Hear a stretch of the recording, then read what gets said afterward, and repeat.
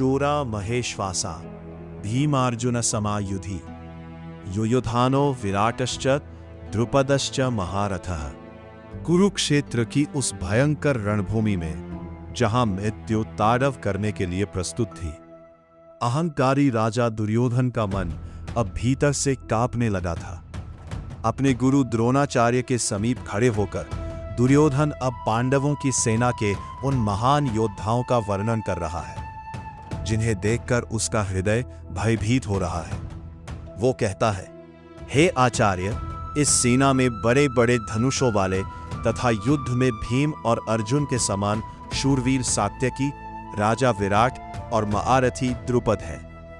जरा दुर्योधन की मनस्थिति को समझिए।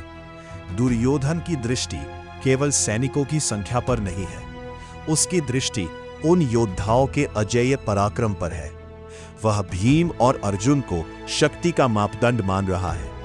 भली भांति जानता है कि भीम और अर्जुन अजेय है और अब वह भयभीत होकर देख रहा है कि पांडव सेना में खड़ा हर एक महारथी उसे भीम और अर्जुन के ही समान शक्तिशाली प्रतीत हो रहा है। सात्यकी, जो अर्जुन का परम शिष्य है, राजा विराट, जिन्होंने पांडवों को अज्ञातवास में आश्रय दिया था, और महारथी द्रुपद, ये सभी कौरवों के पुराने और कट्टर शत्रु हैं। दुर्योधन अपने गुरु को यह स्मरण करा रहा है कि सामने खड़ा शत्रु पक्ष कोई साधारण नहीं है। ये दुर्योधन के अंतर्मन का घोर भय है जो उसके मुख से विपक्ष के शूरवीरों के नाम गिनवा रहा है। एक अपराधी का मन सदैव शंकित रहता है। कुरुक्षेत्र का यह दृश्य हमारे जीवन का भी एक कटु सत्य है। जब मनुष्य अधर्म, अन्याय या छल का मार्ग अपनाता है तो उसे अपने विपक्ष में खड़ा हर व्यक्ति एक महारथी लगने लगता है। अधर्म मनुष्य को भीतर से खोखला कर देता है और उसके आत्मविश्वास को भस्म कर देता है।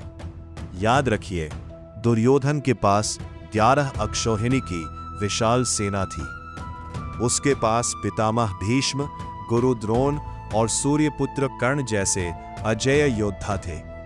फिर भी उसे पांडवों की वह छोटी सेना साक्षात मृत्यु के समान भयंकर लग रही थी। ऐसा क्यों? क्योंकि सत्य और धर्म की शक्ति का तेज ही ऐसा होता है कि वह असत्य के अहंकार को भीतर से कंपा देता है। इसलिए जीवन के कुरुक्षेत्र में अपनी बाहरी शक्ति या संपत्ति को बढ़ाने से अधिक आवश्यक है अपने भीतर के धर्म और सत्य को बलवान करना। जो सत्य के मार्ग पर खड़ा है उसे किसी भीषण सेना की आवश्यकता नहीं होती, क्योंकि जहां धर्म है वही वास्तविक निर्भयता और विजय है। अपने भीतर के धर्म को जागृत करें। जय श्री कृष्ण।